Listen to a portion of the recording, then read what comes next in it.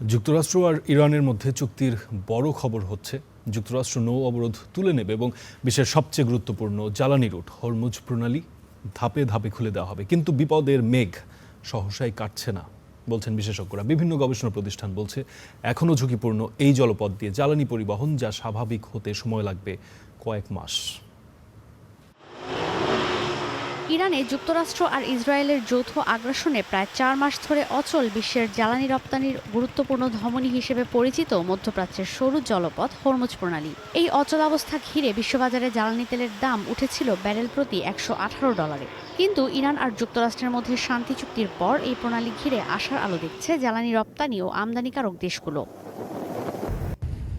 ৬০ দিনের এই অন্তর্বর্তীকালীন চুক্তির শর্ত অনুযায়ী নৌ চলাচল নিরাপদ করতে ইরান আগামী ৩০ দিন হরমুজ প্রণালীতে মাইন নিষ্ক্রিয়করণের কাজ করবে। বিনিময়ে ওয়াশিংটন তাদের অবরোধ স্থগিত করবে এবং ইরানের তেল বিক্রির ওপর থেকে নিষেধাজ্ঞা সাময়িকভাবে শিথিল করবে। কিন্তু যদি মাইনগুলো নিষ্ক্রিয় হয়, এরপরও আগে যেখানে $২০০ মিলিয়ন ট্যাঙ্কারে ইন্স্যুরেন্স ছিল $২ লাখ, এখন তা $২০ থেকে $৮০ লাখ পৌঁছেছে। বিশ্ববাজারে এই চুক্তির ফলে সাময়িক স্বস্তি এলেও সামরিক বিশ্লেষক ও গোয়েন্দা সংস্থাগুলো দিচ্ছে ভিন্ন বার্তা। বলা হচ্ছে হরমুজ প্রণালী ঘিরে ঝুঁকি এখনও রয়ে গেছে। মার্কিন গোয়েন্দা সংস্থা বলছে এই চুক্তির পরও ইরান চাইলে যে কোনো সময় হরমুজ প্রণালী পুরোপুরি বন্ধ করে দেওয়ার সামরিক সক্ষমতা রাখে। তেহরানের ফার্স্ট অ্যাটাক বোট, সামুদ্রিক মাইন এবং ব্যালিস্টিক মিসাইল এখনও সম্পূর্ণ অক্ষত। এর মধ্যেই তেহরানের পক্ষ থেকে বলা হয়েছে হরমুজ প্রণালী কখনোই আর আগের অবস্থায় ফিরবে না। চুক্তি ঘিরে দুই দেশের অভ্যন্তরীণ রাজনীতিতেও বিতর্ক শুরু হয়েছে। ইরানি কর্মকর্তারা রাষ্ট্রীয় গণমাধ্যমে একে বড় বিজয় হিসেবে দাবি করলেও ওয়াশিংটনে ডোনাল্ড ট্রাম্পকে নিজ দলের মধ্যেই তীব্র সমালোচনার মুখে পড়তে হচ্ছে।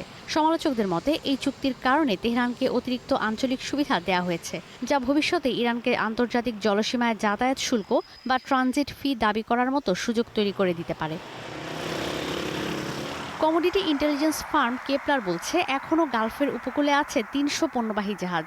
লোডিংয়ের অপেক্ষায় আছে আরও ২৫০ জাহাজ। গালফ অব ওমানে আছে ৩০০ ফাঁকা ট্যাঙ্কার।